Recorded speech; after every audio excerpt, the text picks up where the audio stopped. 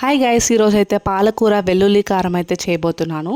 దానికైతే first masala prepare చేసుకుంటున్నాను. ఎర్రగడ్డలు, వెల్లుల్లి, ఉప్పు, కారం, పసుపు, జీలకర్ర అయితే వేసేసి పేస్ట్ చేసేసుకున్నాను.